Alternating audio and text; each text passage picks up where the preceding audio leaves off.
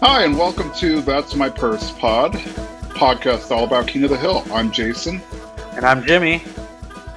So, as always, how was your past week? And, everybody who's listening, we are well aware of the news and all the tragedy, and our heart goes out to all the family. And, we're just a bunch of random podcasters, so I don't think there's anything we can add to the discourse here. So, we're going to do our best to try to entertain here and just know that our heart and mind go out to the victims. Yeah, I guess Texas has been a little crazy. Um, Me personally, haven't been up to much. Con season is going to be starting for me up soon. I have 3 conventions I'm going to this summer. So excited for that. Trying to figure out what kind of cosplay I want to do. Now that the world has kind of loosened up from COVID.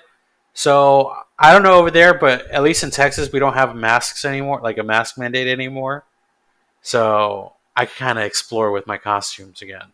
Nice. Yeah, we here we don't really have a mask mandate. It's largely thing of the past.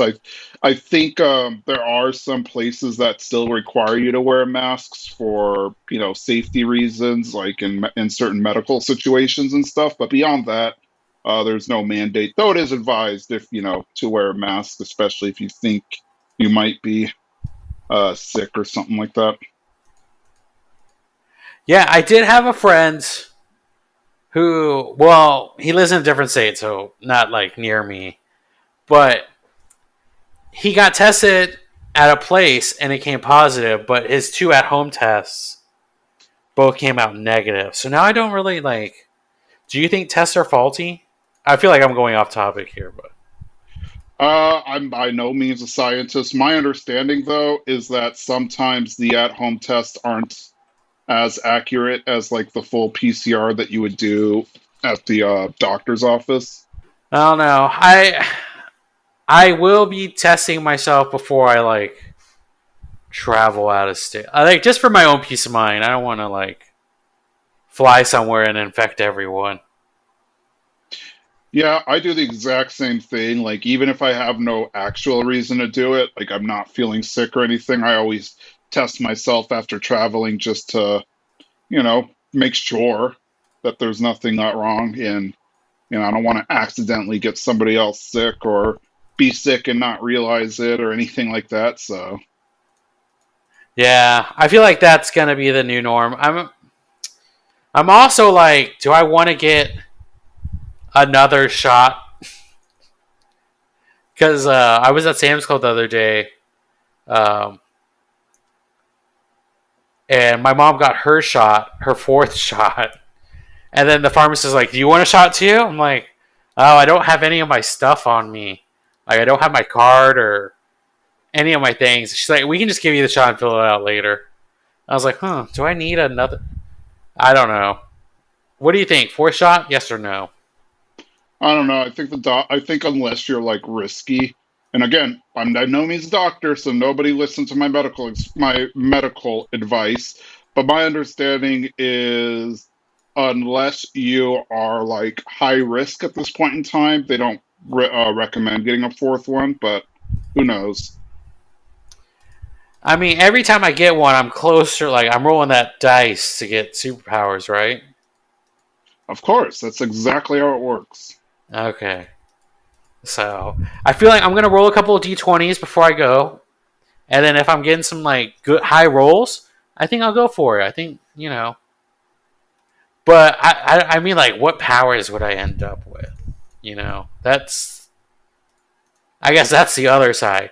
You can get powers, but then what powers will you have?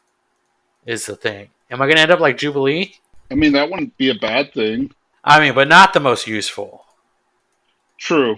Or Dazzler, unless you're fighting Dracula in like a construction site or something, the ability to turn sound into light doesn't seem super useful.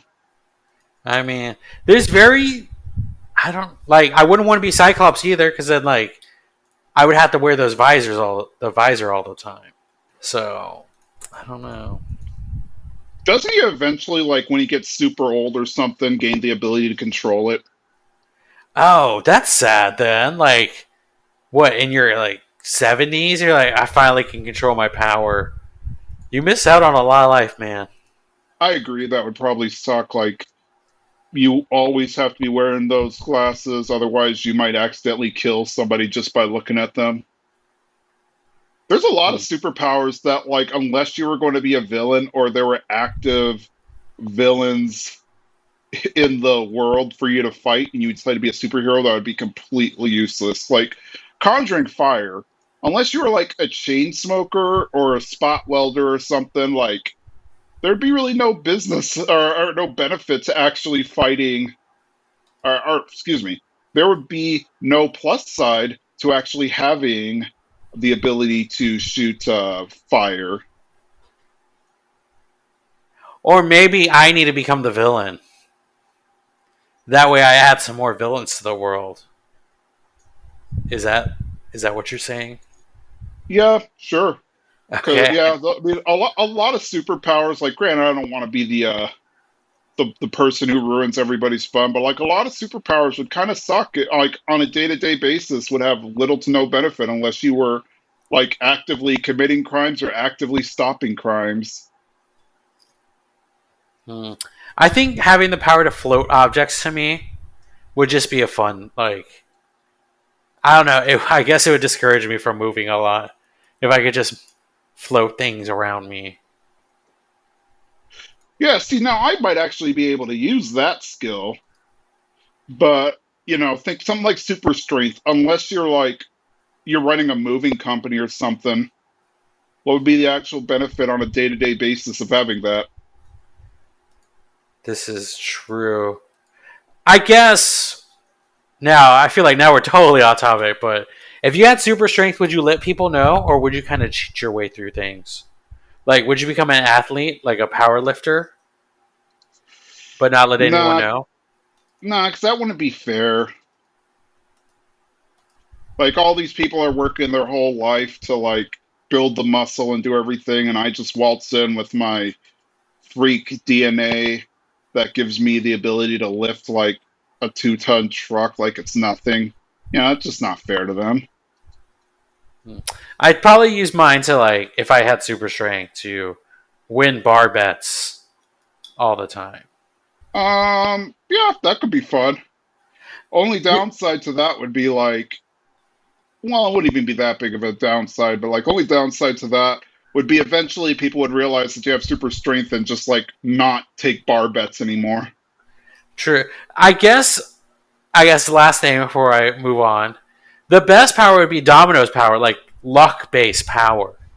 To have luck on your side. Because that just comes in handy all the time.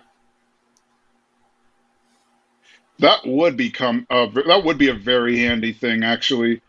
Though, yeah, I think, and I'm going to be going into the weeds here. If I'm not mistaken, her power is like it's like she's psychic or something, but she doesn't have control over it. And so, like on a subconscious level, she just kind of alters or makes things move in her favor. Yeah, I think so. I mean, maybe it's like that chain reaction. Like, I don't know why I'm supposed to be right here, but I need to move over 2 steps. Or if I pick up this Yeah, paper, then it causes a chain reaction. But I guess she doesn't know that it's what she's doing is causing this reaction, but she just knows, like, if I trust my instinct, it will work out in my favor. Interesting. yeah. I don't know. But There'd be a lot of interesting superpowers to have, but yeah. but on that note, how was your week? Not bad. Again, it always sounds boring because I'm like, oh, I just did nothing of interest during the week because my weekdays are kind of mundane. I get busy with work and then I get home and I just kind of want to veg out, watch TV, or maybe I'll take a walk around the street or anything. But I won't do anything super fun. Weekend wasn't bad though. I went and ran some errands, got outside a little bit, went to the park. It was really fun. Nice. My weekend was just Stranger Things.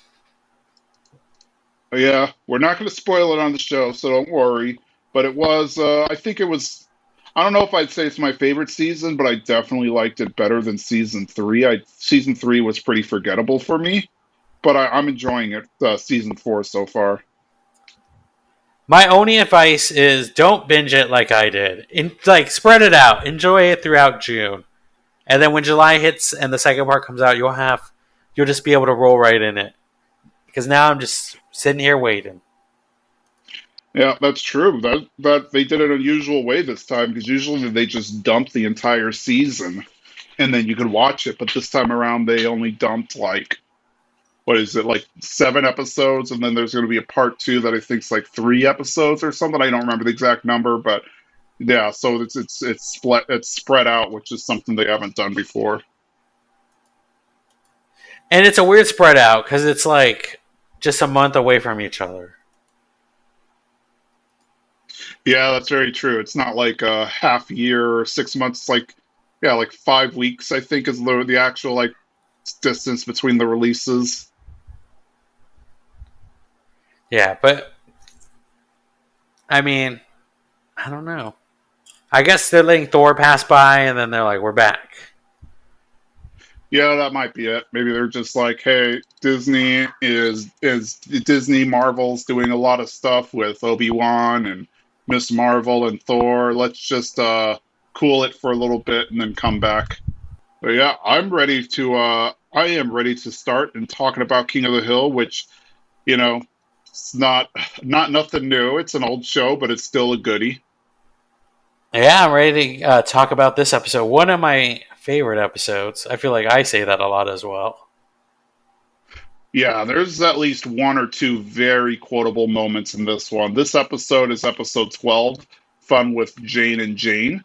And yeah, this is a very good one. It is in I have not I thought I had it written down. I think it's season 6, so it's kind of in the middle of everything. And of the 13 seasons. But yeah, it's a classic one. Let's see. So we're going to start with Hank closing down Strickland Propane for the day. Everybody's gone but him and Buck Strickland, and he's finally flipping over the sign that says closed in the door, and then Strickland comes up behind him and asks, if Hank's up to anything. Well, first, he tries to butter him up and says he's a really handsome man, and Hank just kind of which is something unusual for me. He just takes the compliment. He's like, "Oh, thank you, sir." But then he's like, "What are you up to tonight?" And Hank's like, I have plans with Peggy, the romantic in nature." And Buck just tells him to cancel them because he wants Hank to kill his emus because the emu market has collapsed. I think I'm too young to have any actual memories of it, but apparently that was actually a thing, like in the 90s or whatever, like buying emus because supposedly emu meat or whatever was going to be really big and you're going to make a ton of money off of it, and then winds up being like not big. And so now you just have all these people stuck with emu. Did I ever tell you that I lived near an emu farm as a kid? I did not know that. So, as a kid growing up in the suburbs of Texas, there was like this creek behind our house, and as kids we would play in the creek. But then there were like these tunnels, these I guess sewage tunnels or whatever. They were really big. I don't know what you would call them, but they smelled like poop all the time. But as kids, we would walk through them. And if you walk through the poop tunnel, you would get to an emu farm. It wasn't even like a long walk. It was like less than a minute. You just ran through the tunnel. But there was an emu farm there. And we would go and bother the emus and collect the emu feathers that fell near the fence. But I guess that's my interest. Yeah, and now that you're saying emu boom is a real thing, I'm like, I wonder if that's what that was. Because that was the 90s. Yeah, that was probably exactly what it was. I don't remember anybody having emus. That's probably why it is not like etched into my memory, people having emus, but I did look it up, and yeah, apparently that was a thing at some point in time. Was that everybody, for whatever reason, thought that emus were going to be like the next big thing. So people wanted to buy emu farms and stuff, and then all of a sudden, like nothing came of it. Well, emus are mean, so I'm glad. And I don't think I've ever eaten emu meat before.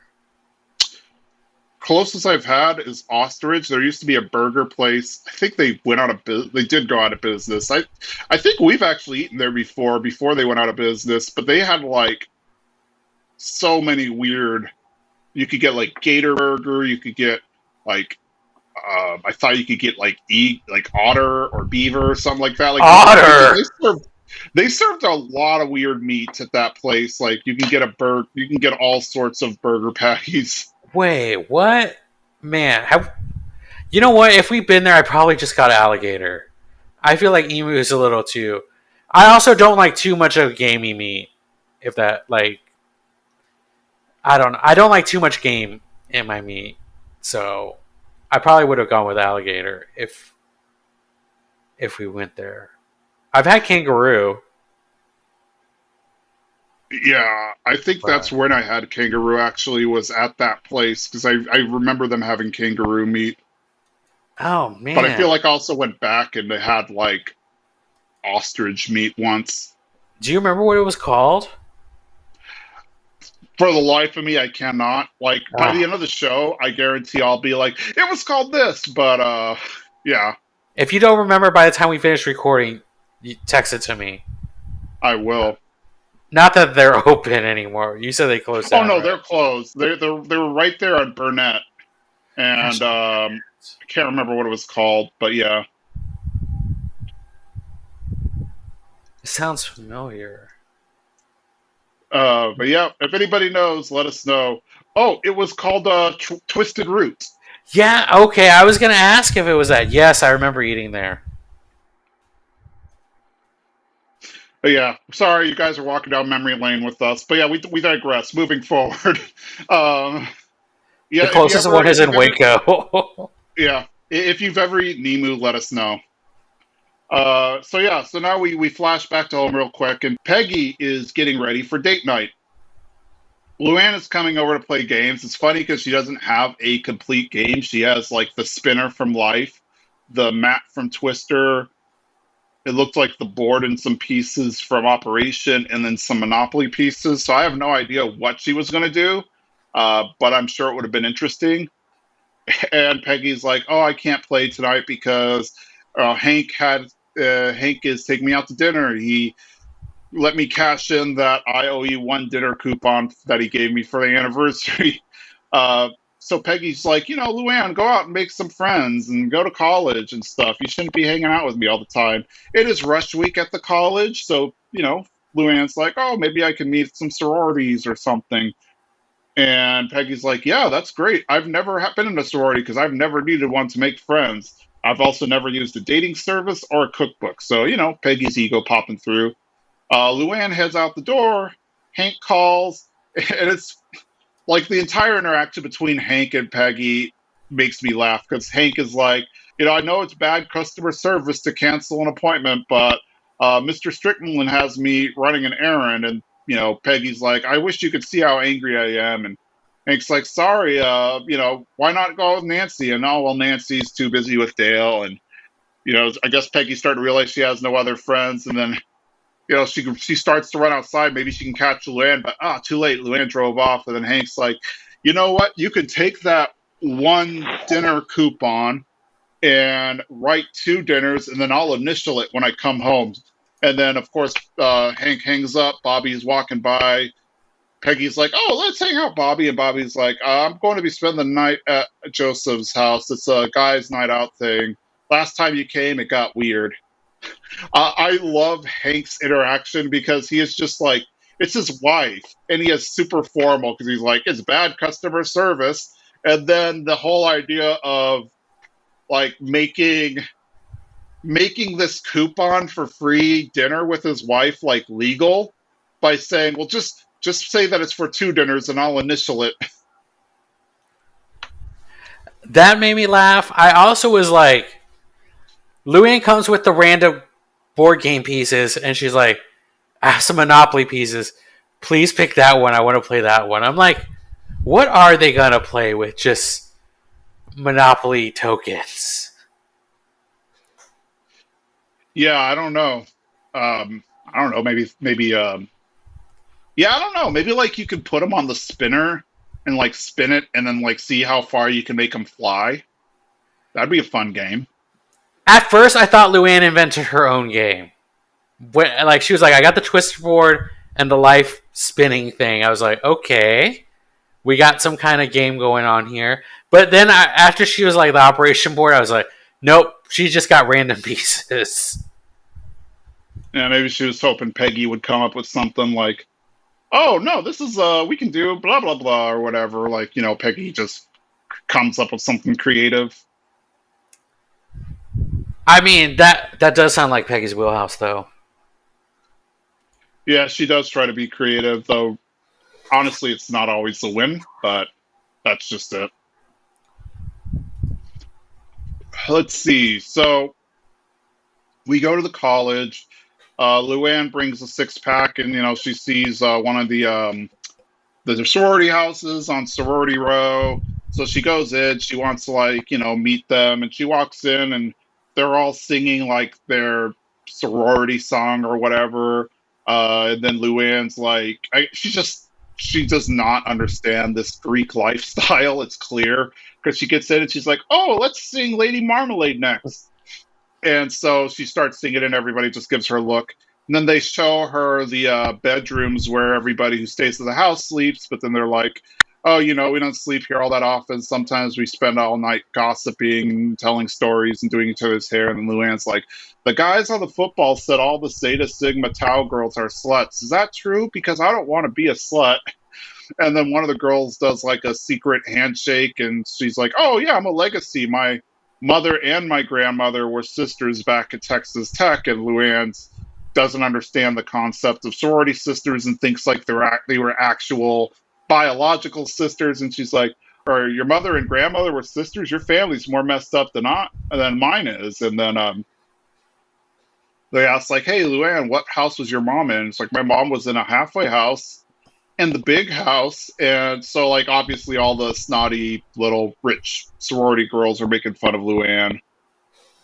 And so Luann's feeling a little bummed, understandably so. We kick over to the Emu Ranch. Hank, as to be expected, brings the guys with him because he always has the guys with him, and they all have their guns and they're ready to shoot some emu. They go up to the fence and bring out some feed. I like how Dale's like, I'm a licensed I was about to say licensed serial killer. I'm a licensed killer, a licensed exterminator, so I do this for a living. But I will do it here for pro bono, which means I get the bones for free. Which was, I don't mean that's not what it means, but it's just funny how Dale thinks. The emus come up to eat, and they're just being so majestic that nobody can bring themselves to kill them. Dale even tries. He has them in the scope. He's about to pull the trigger, but he's just like, "Oh, they're just too darn majestic. I can't kill them." I know we went through two scenes. I kind of like the emo scene was a little basic, but I did like the college scene because it just showed how Luann is just not cut out for sorority life, which isn't a bad thing. Like, not everybody's meant to be in a sorority or a fraternity. But yeah, it was just funny to see that, and she needs to find like her group and try to be with them, and not try to be a soror or anything. Like, that's not who she is. I love her singing. Is it called Lady Marmalade? Marmalade. Yeah. I just love what she's like. Get you, or no, she doesn't even say get you. It's because I feel like those are the lyrics. She makes up her own lyrics. So I'm like, I want to live my life with that confidence. Mm-hmm. Luann's got like she says what she's thinking. She's not afraid of. I mean, I guess I don't know. Is it just being naive or such an innocent person? Because she definitely does feel rejection, but she does just say what's on her mind. I think it is a little bit of her naivete and whatnot. Like, she's not uh what's the word I'm looking for? She's not as sophisticated, I guess, as you could say, as everybody else. or as some of these other people are. So she just kind of goes with the flow with her attitude. I like that. I also love when Hank is talking to all the guys at the emu farm, and he's like, "I appreciate you all leaving your families to come out here with me." And I'm like, "Yeah, I don't think they really care." What do we have? Boomhauer and Bill, both single guys. Bill's just looking for something to do, and then Dale, Nancy's probably like glad to have him out of the house for a little bit. Yeah, I agree. I don't think. I mean, Nancy doesn't hate him, but it's. I don't think she minds him being gone for a few hours either. And of course, Bill. Like, what do Bill and? I mean, I guess Boomhauer might have a date, but what does Bill have to do? So it's not like they. I think Hank's the only one who's actually probably getting stepping away from his family. We're back at the college. Luann's kind of sitting on a bench. She's depressed because she has nobody to hang out with, so she's kind of drinking the 6 pack that she bought on her own. Some random girl shows up, and Luann is trying to make conversation in her normal awkward way, where she's like, "Oh, did you get kicked out of your sorority too?" And Luann kind of gives a little bit of her backstory, like how she went to this one sorority house and she didn't fit in because they were all snobby and their moms have never been to jail and whatever. And this girl is like listening to her and is like kind of building her up and saying, "Wow, you've been through a lot, and I'm surprised you didn't try to mug me or something." Which I don't know if that's necessarily a compliment, but they're very the girl Jane is very accommodating to her and asks her to kind of join her at the Omega House, her sorority, where people are allowed to be themselves. And Luann's really all up for it. We go back home. Peggy is by herself. She is playing Operation by herself, unsuccessfully. Luann runs in and she's excited that she's in a sorority and she's going to be moving in soon. And then she's like, "I never have to waste another Friday night with you, Peggy," or with you, Aunt Peggy, which is a very backwards compliment, but okay. Hank goes over to Buck's house and gives him like 2 emu feathers as kind of proof of kill. And yeah, apparently he couldn't bring himself to kill them, and they just kind of stuffed all the emus into Dale's work truck, and guess figure out like, well, what are we gonna do with them now? Yeah, so like Luann, that girl is like really nice to Luann and everything, and make very impressionable for we've seen in early episodes how impressionable Luann can be.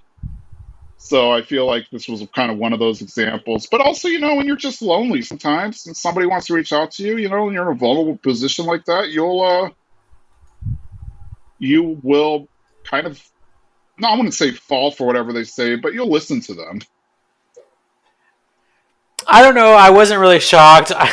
I guess I just know Luann. She's been taken in by a lot of groups in her time on the show. True. Well, like I said, yeah, she is very impressionable, which is always a funny yet sad reality because, at some point you feel like, oh, she would like learn not to not to be so trusting, but she never does.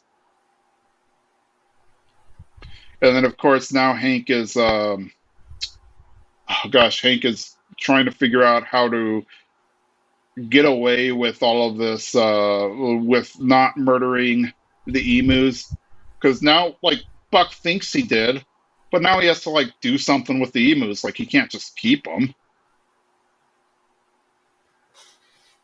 I mean, I don't remember now. Is this before or after Hank starts his little farm in the Oh, backyard? this Way is way before, right? before. Yeah, okay. Because I was gonna be like, man, maybe Hank's had some experience, but I don't know. I don't know what Sometimes you just do something and you're not thinking long term. This is them. They're like, we just need to save the emus and we'll figure it out as we go. Yeah, exactly. I think that's probably what he is like. Look, we can't kill the emus. We'll just figure out something. So we move forward. Luann goes back. She's got all of her bags and she's heading to the sorority house, and they're all welcoming her in. And they're like, "Oh, hey, this is a sad girl who drinks alone at campus," and they disarm the gate, let her in. Luann goes in, and Jane is like, "Oh, let me get your bags, Luann," and she goes to get the bags. All of a sudden, this van just appears, this black van, and guys get out and say, "Lisa, we're here to help you." And she's like, "My name's not Lisa, it's Jane." And they throw her into the van, and her mom's there and crying. It's like, "Oh, so glad we have you." And the guys are like, let's move. These cults have lawyers and they know how to use it. So apparently, we're learning at this point that Omega House is actually a cult, not just a sorority. And this is actually something that happens, or it used to happen. I don't know if it still happens, but like there were actual businesses that existed that would essentially kidnap your family member who has been taken in by a cult and try to like bring them back and undo them, if you will. So that's kind of like what they're doing there. I don't know if it's still a thing that happens to this day, but it was absolutely a thing. Oh, like a company that did that? I know there's Like, like private investigators that do that kind of stuff. yeah, I mean, it might be a company to a private investigator, but yes, there are absolutely people who would do that you could pay to essentially find your family member who you believe is involved with the cult and then essentially kidnap them. Interesting. And how do I apply for this job? That sounds fun. Actually, that might sound dangerous. I don't know. Go into Colts. Yeah, it is risky because one, it is kidnapping, which is illegal. If everything winds out working, if everything winds up working out in the end, then maybe you get away with it. But otherwise, they can be like, oh, she was of sound mind. She made her own decision. She's an adult. You can't just hold her against her will or whatever. So it does become very, very murky from my understanding. Hmm, interesting. There should be a Netflix documentary about this. If not, we should do this and then edit this part out. Exactly. I don't know if it happens. I mean, cults absolutely still exist, but I don't know if like this line of business happens anymore. So inside of the Omega House, all the women look pretty much the same in the sense that they're all dressed in like these sweatpants and all that stuff, and they all have like the Omega brand on their sweatpants, just these boring gray sweatpants. And all the women are named Jane. And one woman mentions that her name is Bonnie, and then the leader is like, "No, your name is Jane. Bonnie is the name your parents gave you. That's not your name anymore. You're one of us." But Luanne is just trying way too hard to have fun. Like she's trying to make this like what she understands sororities to be, fun events and stuff. Obviously, they're not liking that because that's not what cults are about. Cults aren't about having fun; they're about subjugating people. So this woman is really trying to break down Luanne, and she's like, "No, your name is Jane," and she's like, "No, it's Luanne. Here's a little thing that I use to help me remember whenever I forget my name. I think of a man named Lou and a woman named Anne, and they meet in a kingdom in the forest." So, little odd, but all right. Let's take a look at what Hank's up to right now. Hank is with the guys, and I guess they're just driving the emus around. Like, I don't know what their destination is, but they wind up in some lot or something. And Hank's like, "Oh, those are the worst smelling feces I've ever smelled." But Bill's just having a fun time with the emus, and he's just petting them and, saying they're so cute. And then the emu just turns around and kicks Bill and runs off. And the other three emus, so there's a total of four of them, just like there are four guys, the other three emus start to get wild too, and they escape and they kind of attack the guys and they leave. And then Bill's like, "Why does everything I love run away from me?" And then Hank's like, "Because you have to pet everything." Back at home, Peggy is looking through the high school yearbook. She's trying to call everyone who said "have a nice summer" to her, which is kind of funny because this has got to be like 20 years later. It's like I'm sure these people have no interest of her, and this is like pre-Facebook days too for those who can even remember those times. Hank's just like kind of ignoring her, not so much ignoring her, but he has things on his mind, mainly the emus.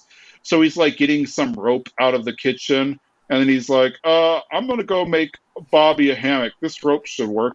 Then Peggy calls a woman that she used to make fun of. So a few things are happening. Hank has this whole emu problem. Peggy's learning that she has no friends, and Luann has herself caught up in a cult. I do love that Peggy's like, I'm going to let them know how my summer went. Do you think she's talking about that summer or just like all the summers that have passed? Uh, Probably all of them. Like, my guess is she would probably start with like that summer, like the summer after they graduated, and then like bring them up to date on all the 20 that they've had since then. Man, and I do remember the days of a phone book. So when she has like the phone book and she's like cross referencing, I definitely feel that. I mean, I didn't live long in the phone book era, but I remember perusing through a phone book for a number. Yeah, I vaguely remember it too. Um, I remember getting them all the time, and then I would just immediately throw them into the recycling bin because I was like, I have Google and the internet. I know how to reach people. Now they don't. I don't know. Do they even give them out anymore? I haven't seen a phone book in real life, and I have no idea how long. Yeah, I haven't seen one in forever.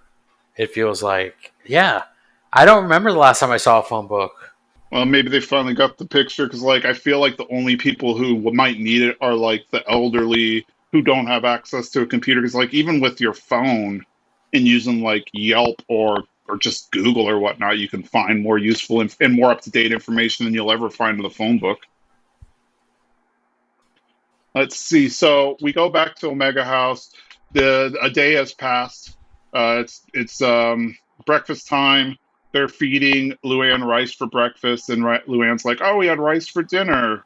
Aren't we gonna eat anything else?" And then they're like, "Yo, you think you're hungry, but you aren't. We'll tell you when you're hungry and when you're tired." And Luann's like, "Will you tell me when I need to go to the bathroom? Because sometimes I do, but I don't, and then I have to just sit there and I'm waiting." And then they're like, "No, you won't have to worry about number one or number two, but we will be going to the Omega Ranch where you'll only worry about number three." And apparently, this Omega Ranch is where they spend day in and day out making jams and jelly. That's kind of the what this cult does is they make this special brand of jam and jelly. Luanne orders a uh, Luanne orders a meat lover's pizza, and it's delivered, and so they're just getting really upset at her independent streak. They even lock her in a closet to kind of break her down. Hank is driving. They manage to catch one of the emus, and while they're driving and they're at a light, they stumble upon Luanne and some of her sorority sisters or fellow cult members, whatever you want to call them. They're all kind of selling jam and jelly on the median of the highway, and Luann runs up and is like trying to communicate with Hank what's happening, but at the same time, like not trying to raise suspicion of the other members of the cult. So she's like, "Oh yes, we have a bunch of jams and jelly," and then she's like, "I haven't eaten or used the bathroom in 2 days. You got to help me, Uncle Hank." Hank's not really picking up on it, but he's like, "Oh, are you drunk? If you're in a club that requires you to sell jam and jelly so you can get beer money, that is not something for you. Jump in the back of the truck." And then, he's like, "You aren't tripping. That's an actual emu." And then they drive her back home. Luann talks about how they yell at her and they mistreat her and stuff. But Peggy's like, "Oh, that's just hazing. That's how sororities are. And I should have joined a sorority because I don't have any friends now, yada, yada, yada." Bobby comes in and he mentions that he opened the garage and something ran out, and he's upset because he was like, "I wanted a pony." Hank obviously gets nervous, leaves the room. Peggy agrees to take her back to the sorority house. We don't get a lot of Bobby this episode. Now that I'm like thinking about it again, I feel like that's the only Bobby part we get. Yeah, that's I think that and like the earlier mention of him going to the sleepover or Oh whatnot are the yeah, only yeah. things in this Bobby episode. But I love the. I think I laughed out loud when Peggy's like, "Do you know why I spend every Saturday with you?" Or something like that to Luann. She's like, "Because I challenge you intellectually." I don't know. I just always laugh out loud at that line. It just cracks me up. That's Luann's. That's her reasoning in her mind. Hey, you know what? Good on her. If that's what makes her feel good about herself, then more power to her. Or is that a dig at Peggy? I don't know. Well, I don't know. I mean, like, I guess, Peggy's heart's in the right place, trying to get her, what's the word I'm looking for? Peggy's heart's in the right place, trying to, have help her make friends so that she's not in the same place that Peggy is 20 years in the future. But at the same time, she's missing a lot of the warning signs. I don't know. Let me see. This episode, I think, was like in the early 2000s. So hazing's technically been illegal for quite a while. Like I was in college in the late 2000s, and like they really drilled it heavy into us that like any kind of hazing was illegal. And I obviously a big reason of that was that they wanted to protect themselves, because if somebody died or got hurt from hazing, then the university is liable. But yeah, so I mean, then again, Peggy might be from a different generation where hazing was pretty normal, and she might still be in that mindset. Yeah, I mean, her and Hank definitely are living in a different time, a different era, I guess. Same time, different era. Yeah, there absolutely was a point in time where hazing was super common, but nowadays it's like not. It's illegal, in fact. So Peggy brings her back to the Omega House. The head Jane, the lady who's in charge of the Omega House, denies knowing her at all. But I guess this is because at first she thinks like she's going to bring up a lawsuit or something. But when they realize that no, Peggy is bringing Luanne back. They change their tune. They invite her in. And now Peggy is being kind of tricked, and they're building up her self esteem. They build her confidence by saying, she's a highly intelligent person. And that's why well, they kind of go through a list, which is kind of funny because they're like, that's why you were never respected by your husband. And Peggy's like, nope, no problem there. Your father. Nope, not there. Your mother. How did you know? Because we love you, Jane. Um, Hank is back at Strickland. Hank is talking to a customer, and then he's doing a quote unquote customer service survey. And he asks them if they've seen any emus. He stands up and he goes up to like a giant map, and he's, I guess, marking off places where the emus aren't seen. Strickland comes up and he says he needs Hank to dig up the corpses because the insurance company needs proof of death in order for them to pay out the death of the birds. And so naturally, Hank isn't too thrilled. Peggy calls and says, "Hey, I was invited to spend the night at the Omega House. Luann's back in. Yada yada yada." Dale is outside and he's being attacked by one of the emus. So obviously Hank has other things to worry about. So he's like, "That's great. I'll talk to you later, honey." At the Omega House, Peggy is super happy because everybody listens to her, and that never happens. And she just loves this, and Luann's loving it too. But they're also kind of being deprived of food, so that's probably really messing with their ability to think clearly. Hank drives to Durndal, which is a town outside of Arlen, and he goes to a butcher to buy a bunch of meat. And I guess his idea is he's going to buy a bunch of meat and bring it over to Strickland and say, "Yeah, this is the dead emu." He even goes through the story in his head. He's like, "I'll just tell Mr. Strickland like we didn't want to drive around all over town with dead emu in our car, so we took it to the butcher to have it chopped up." Uh, Dale's like, "That's a good story. I mean, Bill believed it, and he was there the whole time." And then Hank's like, "Yeah, but I don't know how I'm going to explain a $400 meat bill to Peggy. It isn't even a 3-day weekend." And then Hank just casually mentions that Peggy's spending the night at the Omega House tonight. And Dale's like, "Oh, yeah, I used to spray bugs over there. It's a cult. And then Hank's like, "What?" And he's like, "Yeah, they deprive them of any kind of protein, and the brain starts to feed on it, and it kind of breaks them, and they become like an automaton." And so Hank naturally is very nervous. Hank drives all the way to Omega House. Immediately, he drives to Omega House because he wants to save his wife. And he's like, and this is like one of the most quotable, memeable moments of this episode, and probably one of the most in the entire series. Hank pulls up and he's like, "Are y'all with the cult?" And the girl is like, we aren't a cult. We're an organization that promotes love. And then Hank puts his card park and he's like, yeah, this is it. Hank tries to break in and open the gate and climb in and whatnot, but he's unable to. And he's trying to yell at Peggy and stuff, but they're like, "There's no Peggy and Luanne. You mean blonde Jane and old Jane." And Hank starts yelling that out, but they're not paying attention. And Dale's like, "Oh, they've just been deprived of protein." And then Hank notices across the street that there's a grill, so he has the idea of, "Hey, let's cook up all this meat that we have in the back of the truck and see if we can win them over." All the Janes are getting ready to leave, and Hank and the guys are grilling and they're fanning the smoke over so that all the fumes go over there and like lure them over.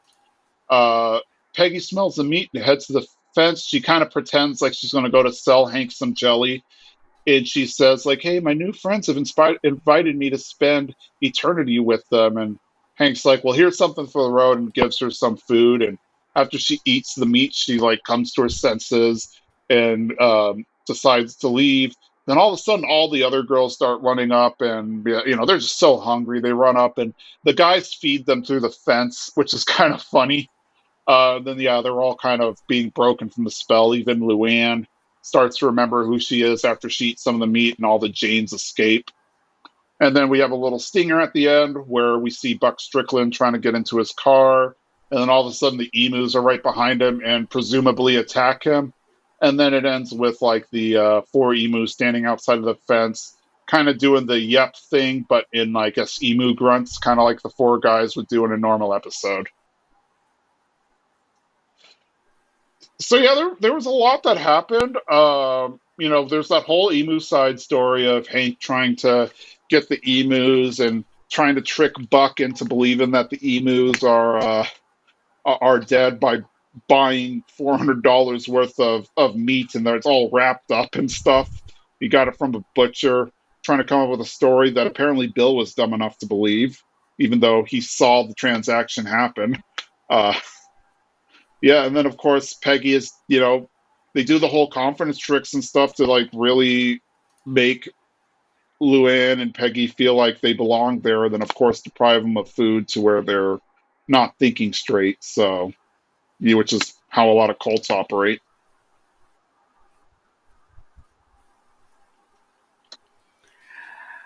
I think, well, there's a lot of King of the Hill episodes where I love the B storyline as much as I love the A storyline. This is one of them where both storylines just do it for me. Like, there's no moments where I'm kind of like drifting off or looking at my phone.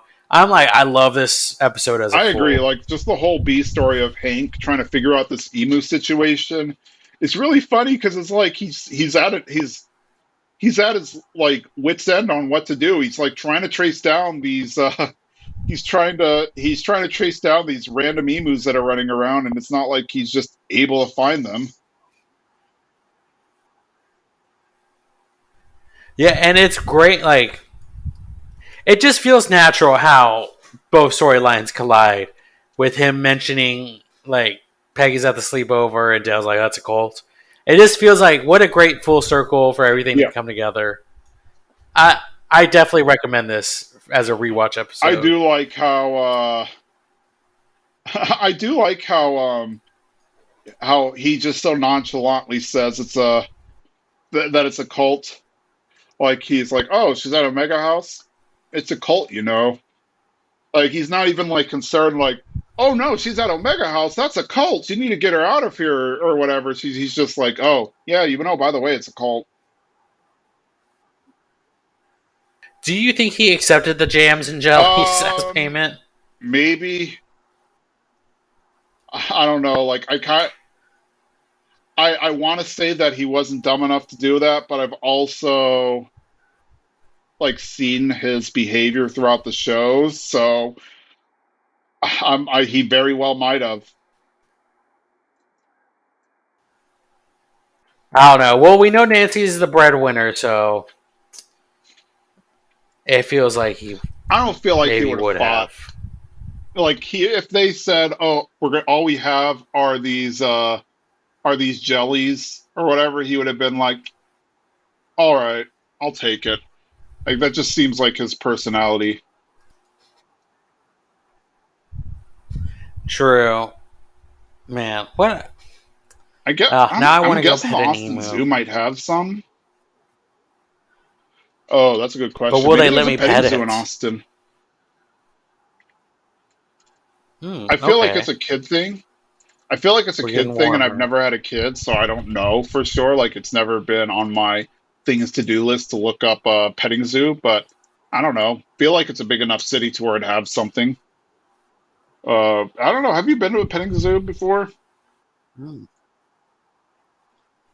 Not like as an adult, but as a kid, yes. Like with goats, like little goats. I've been at petting zoo where they give you the food and you can like feed the Yes, I remember goats. those well. You know, every zoo's a petting zoo if you're not a chicken.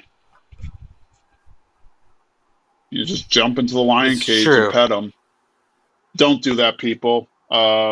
Just because I said to do it doesn't mean you should. Yeah, we don't want any lions to get hurt, and people, I We want guess. people and lions to be safe. But yeah, I do like that one line like that. I've seen it memed on Yes. Reddit all the time and stuff, and on Twitter the whole, you know, they'll be like, "Is this a blank?" And then they'll have them say, "No, this is," and then the third panel will be Hank saying, "Yeah, this is it." So like that is like a super memed moment.